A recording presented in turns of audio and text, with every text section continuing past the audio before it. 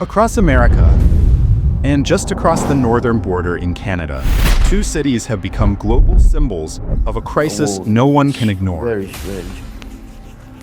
Like it's up your flesh, like crocodile. In the United States, San Francisco, Los Angeles, and dozens more are struggling, but one neighborhood stands above the rest: Kensington, Philadelphia. In Canada, And females selling their daughters, people selling their body. But now I'm seeing people doing all kinds of crazy moves. the story is just as dark. Cities across the country are facing the same epidemic. But Vancouver's downtown Eastside is ground zero. Both are drowning in addiction, homelessness, and an open-air drug market so extreme it's hard to believe it exists in modern North America. And here's the question everyone's asking: which of these two cities is worse? Which has the highest rates? Which is more dangerous? And which one, if any, has a chance to recover first? In this video, I'll take you deep inside both worlds, exposing what the US government is doing, It's vital for public health and national security that we fight drug addiction. what the Canadian government is doing, One product that's actually come down in price, powerful opioid. and why, for now, neither has stopped the streets from collapsing. So don't skip a second, because by the time we're done, you'll know exactly which city is losing the fight the fastest. Please stay away from drugs, and may we all pray for Kensington, Philadelphia. Welcome to Inspire Hub. Make a difference with every click. Subscribe, like, and share our videos to help feed those in need. Your support matters. Join our community and let's create positive change together. Let's begin in Kensington, Philadelphia. If you've never been here, imagine an entire neighborhood turned into an open-air drug market. Not hidden in alleys, not behind closed doors. Right on the sidewalks, in broad daylight. It wasn't always like this. Kensington was once a working-class community. Row homes, family businesses, and a tight-knit feel. But the collapse of industry in the late 20th century left thousands unemployed. Drugs moved in, jobs moved out, and the neighborhood never recovered. Today, the main strip is a stretch of survival. People stumble in the street, bent over in that frozen zombie posture you've seen in videos. Needles scatter the pavement. Overdose victims are revived daily, sometimes twice in the same day. The drug of choice here? Fentanyl. Cheap, potent, and deadly. And now mixed with xylazine, a veterinary tranquilizer that rots skin and leaves users with open wounds that never heal. Police presence exists, but arrests are rare. Instead, they hand out Narcan to reverse overdoses, because the crisis here isn't measured in arrests. It's measured in lives barely hanging on. Kensington isn't just a hotspot. It's the epicenter of America's urban drug crisis.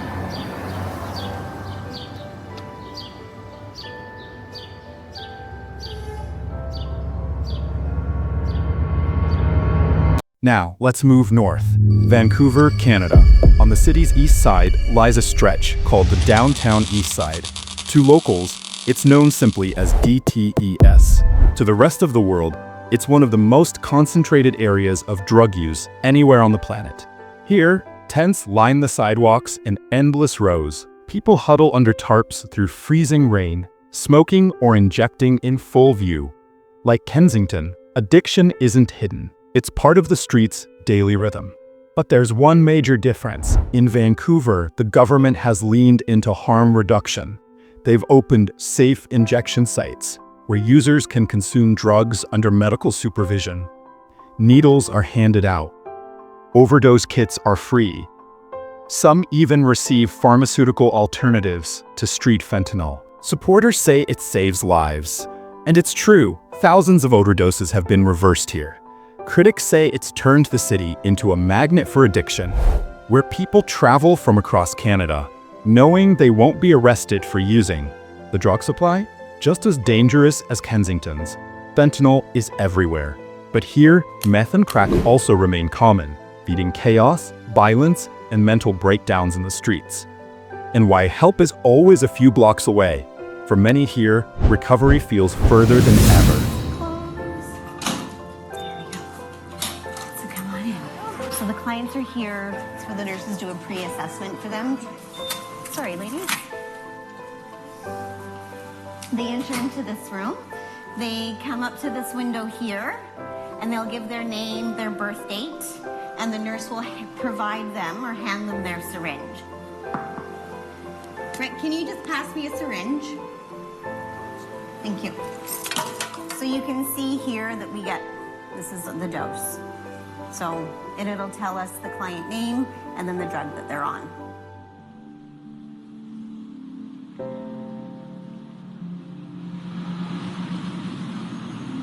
What are you getting there, Dave?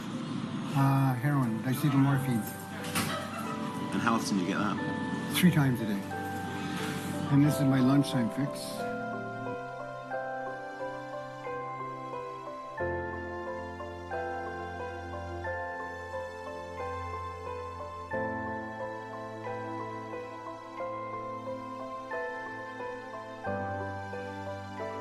I'm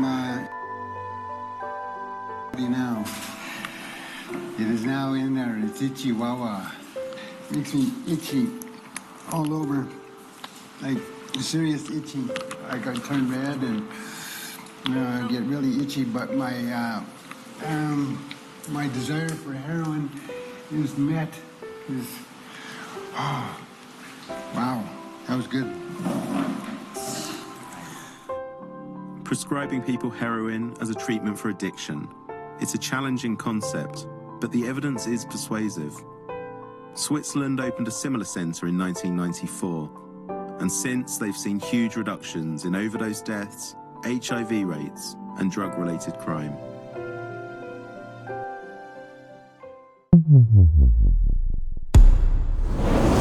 Kensington's drug crisis began decades ago, long before fentanyl ever hit the streets. In the late 1980s and 90s, this neighborhood was already wrestling with poverty, factory closures, and the crack epidemic. By the early 2000s, heroin was flowing in. When fentanyl arrived around 2013, it lit the fuse that turned Kensington into what we see today.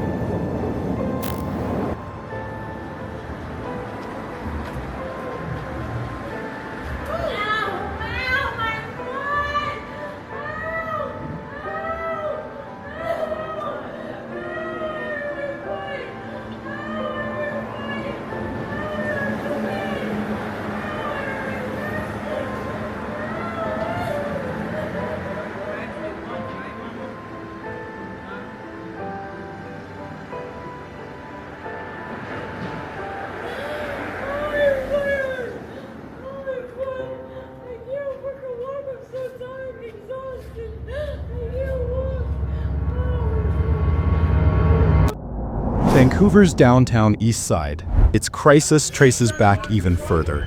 As early as the 1970s, the area was already a hub for low-income housing, cheap hotels, and open drug scenes.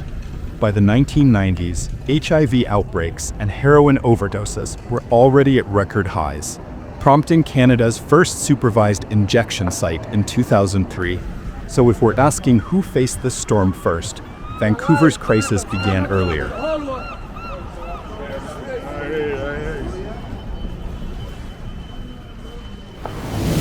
But in Kensington, the explosion of fentanyl made the collapse far more sudden and visible.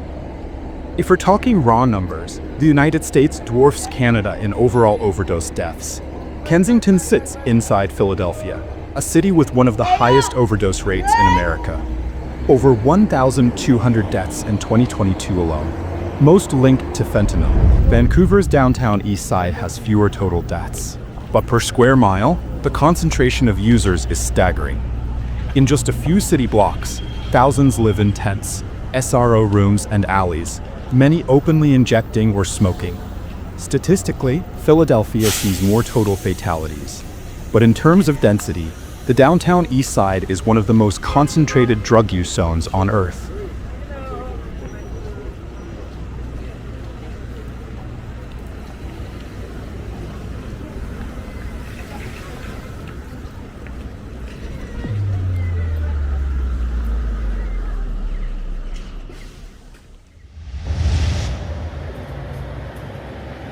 In the United States, Kensington's crisis is visible, raw, and constant. But federal action moves slow. Billions have been poured into nationwide opioid settlements, Yet little of that money touches the streets where the problem is worst. Philadelphia's local programs offer outreach vans, addiction clinics, and needle exchanges. But these efforts fight a flood with a teacup. Critics say politicians focus on speeches more than street-level change. If you measure by decline rates, neither city can claim victory. Kensington's encampments have been cleared before, only to return within months. Vancouver's overdose deaths dropped slightly one year, then spiked the next. But when it comes to which city is closer to control, Vancouver edges ahead. Why? Because harm reduction keeps more people alive long enough to seek treatment. Kensington's high-risk street use means overdoses often end in death before help arrives. Still, survival isn't the same as recovery. In both cities, the cycle continues.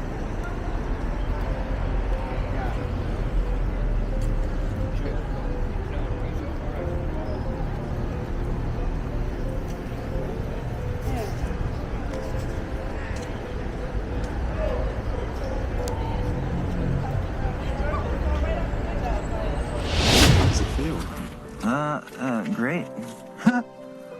That's why I do it. Drugs are really what you make of it, man. Like, there's functioning addicts out there, and there's non-functioning addicts, you know? There's people that, like, do drugs until it runs them into the ground, and then they die, and that's it, you know? There's another statistic.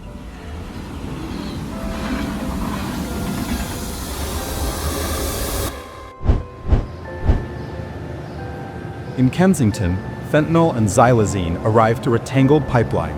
Cartels, street-level dealers, and a market so open you can buy a fix in broad daylight. In Vancouver, supply chains are quieter, hidden, but just as constant. Shipments come through ports, hidden in cargo or cooked in local labs. The difference? Kensington's market is chaotic, run by competing crews. Vancouver's is steady, almost corporate, less visible, but harder to shut down. And in both places, there's always more supply than demand.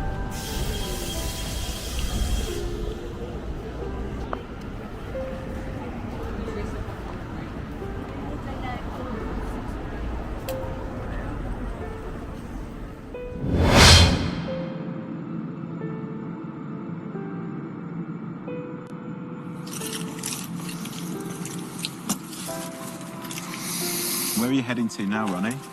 I'm heading down to the mall. I'm gonna go shoplift so I can get some money and support my habit, because that's what you gotta do these days, man. I feel like shit already because there's a $4.25 shot I just did, and Is it already worn off? It's only a couple of minutes ago. yeah. Yeah. You know, if I don't go in jail, like, trying to do it, then maybe I'll get paid and get some more dope, but it's not fun, man. I hate it. Like, I can't stand it, dude. I've spent, like, over 10 years of my life behind bars. Like, for what? Drug addiction? Something that kills me? Like, I know what I'm doing, and I know that it's bad for me, but, like, you know, we've all got our problems, and I'm just trying to cope, man. What's fentanyl done to your life? My life has been absolutely dragged through the mud. I've lost friends, I've lost family members, and I have nothing. I live on the street. I freeze almost every night, and I steal to eat and support myself. I hate my life. I hate it. I wake up in the morning wishing I didn't. That's opioid drug use, intravenous drug use for you. I feel terrible. I wouldn't wish this on the person. I wouldn't wish living like this for the person I hate most in the world.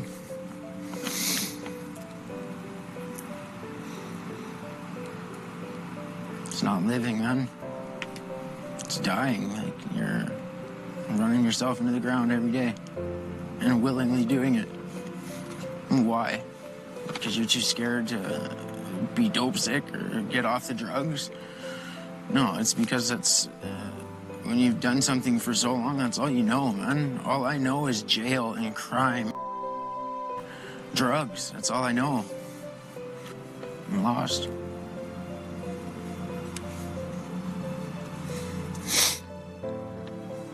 It sucks. I have a 5-year-old son, man. Doesn't know who his dad is. Some people say that people that use drugs have a choice. You're not choosing this, are you? You don't. I'm not choosing this, man. I had one choice, and I made the wrong one, and this is what I deal with now. Do you have hope for the future? Sometimes. I don't know how far my future's gonna go, man. I could be dead 20 minutes from now. Who knows?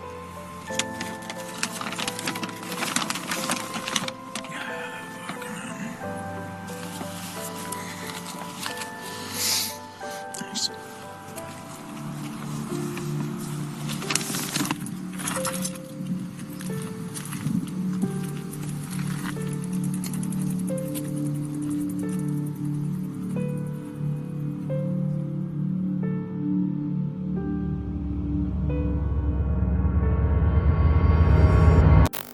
If you compare the two, Canada's Vancouver has shown small signs of decline in overdose deaths in the last 2 years, thanks to wider access to treatment programs and safer use sites. Kensington, on the other hand, continues to face waves of new users every month, keeping the numbers stubbornly high. Neither city is anywhere close to being drug-free. But right now, Vancouver is making slightly more progress in stabilizing the crisis, while Kensington remains stuck in a cycle with no clear end in sight. Statistics can tell you how many died. Maps can show you where the crisis burns hottest, but they can't capture the sound of a mother searching for her son, or the look in the eyes of someone who hasn't been sober in years. In Kensington and Vancouver alike, this isn't just a drug problem, it's a human one. A battle fought on sidewalks and in shelters, in hospital rooms and in the hearts of families.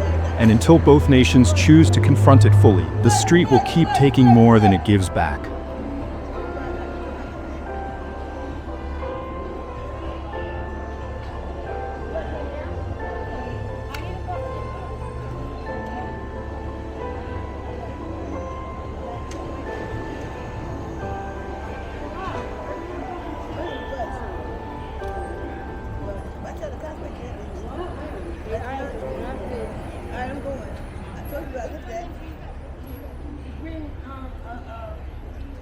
Neon dress, dirty white.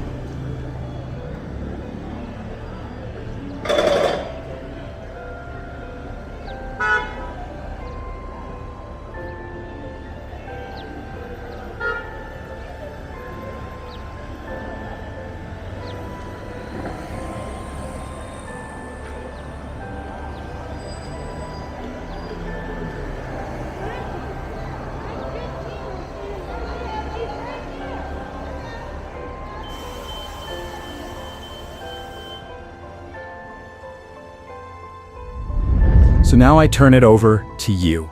Americans, drop your thoughts. What do you believe it'll take to clean up places like Kensington? Canadians, what do you think is truly working in Vancouver, and what still needs to change? It's easy to compare, to point fingers, to ask who's worse off, Kensington or Vancouver, America or Canada. But what we've seen here isn't a scoreboard, it's a mirror, reflecting two countries facing the same enemy, yet still fighting on separate fronts. And here's the truth. If America wins this battle, but Canada doesn't, both countries lose, because the crisis doesn't stop at borders. It crosses oceans, it enters homes, and it steals futures, regardless of flags. So maybe, instead of debating who failed more, we ask what both countries learned from each other. What solutions have worked, even in small ways? And what would it take for America and Canada to turn this tide together. Let the comments be a bridge, not a battlefield. This conversation doesn't end with the video. It starts right now.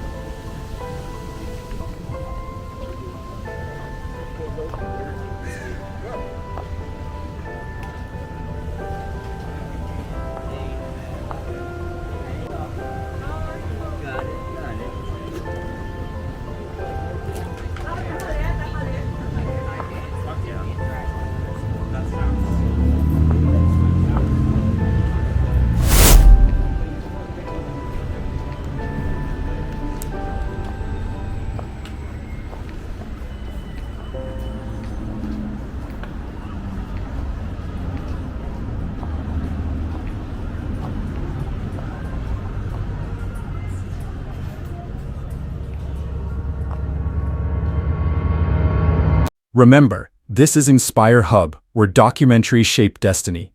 Every documentary always holds a lesson. Stay powerful, stay wise. Until next time, peace out.